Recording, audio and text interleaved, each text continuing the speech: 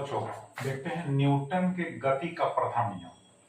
तो पहले से भी आपको जानकारी है कि यदि कोई वस्तु विराम की अवस्था या सरल रेखा में एक समान गति की अवस्था में हो तो वह उसी अवस्था में तब तक बनी रहेगी जब तक कि उस पर कोई बाहरी बल न कार्य करे।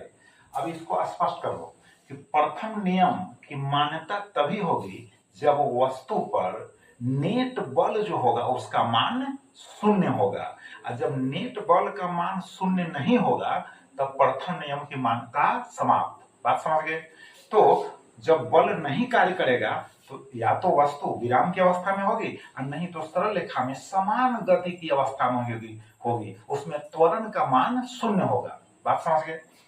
अब देखो संवेग, इसके बाद संवेग। संवेग का मेरा मतलब है यहाँ रैखिक संवेग, इसको इंग्लिश में कहते हैं लीनियर मोमेंटम। हम सिंपली लिखे हैं संवेग यानी मोमेंटम। तो देखो सरल रेखा में गति का जो परिमाण होता है उसी परिमाण को हम रैखिक संवेग कहते हैं। बात समझ गए? यानी कोई वस्तु सरल रेखा में गति की अवस्था में है तो गति का जो परिमाण है उसी को हम संवेग कहते हैं। अब उसको मेजर कैसे करते हैं, मापते कैसे हैं? तो देखो द्रव्यमान यानी वस्तु का द्रव्यमान अगर m हो, अगर उसका वेग v हो तो हम m इंटू v के रूप में हम संवेग को मापते हैं। संवेग को p से सूचित किया जाता है तो देयरफॉर क्या हो गया, p is equal to mv हो गया। अब देखो यह सदिश राशि है, इसमें दिशा होती है, इसलिए हम यहाँ लिखे हैं p vector is equal to m है। यह अदिश है, द्रव्यमान अदिश है, लेकिन यहाँ v वेक्टर लिखे हुए हैं। विमा देखो, विमा क्या होता है?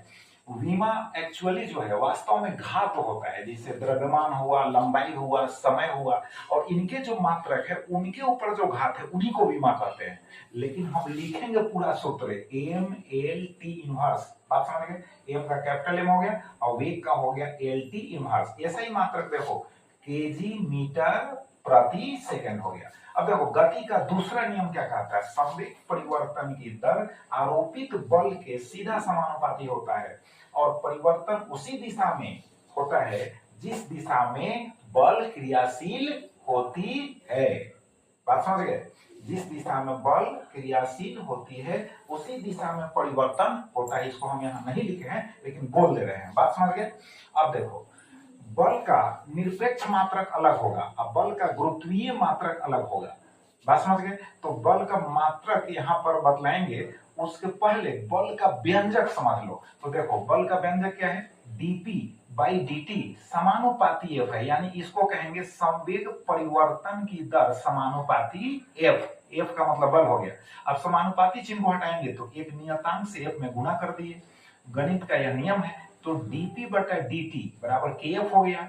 अब देखो p संवेग है तो उसका सूत्र mv होता है, तो m बाहर हो गया, dv हो गया यहाँ। तो dv बटा dt त्वरण का सूत्र होता है dv बटा dt, यानी वेग परिवर्तन की दर को हम त्वरण कहते हैं। तो dv बटा dt बराबर क्या हो गया, स्मॉल a हो गया, इज इक्वल टू यहाँ kf हो गया। तो ma is equal to kf।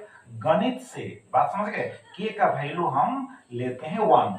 कब लेते हैं? जब m का वैल्यू जो होगा 1 होगा, f का वैल्यू 1 होगा, तो त्वरण का भी वैल्यू क्या हो जाएगा 1, तो उस केस में k का मान 1 होगा। तो f बराबर ma सूत्र प्राप्त हो जाता है बल का। अब इसका अब देखो मात्रक, तो निरपेक्ष मात्रक होता है और दूसरा गुरुत्वीय मात्रक होता है। तो निरपेक्ष में ऐसा ही मात्रक जो होता है न्यूटन होता है, और सीजीएस मात्रक जो होता है डाइन होता है। तो 1 न्यूटन बराबर 10 टू द पावर 5 डाइन होता है, राइट। और गुरुत्वीय ऐसा ही मात्रक हम केवल यूज करते हैं ज्यादातर। तो केजी वेट होता है, किलोग्राम भार होता है, और 1 किलोग्राम भार बराबर होता है 9.8 न्यूटन होता है, राइट। तो इसको समझिए। अब नेक्स्ट वीडियो में हम न्यूटन के गति का जो तीसरा नियम है उसको समझाएंगे और साथ साथ इनसे जो रिलेटेड कुछ प्रॉब्लम्स होंगे उनको डिस्कस करेंगे। बहुत बहुत धन्यवाद।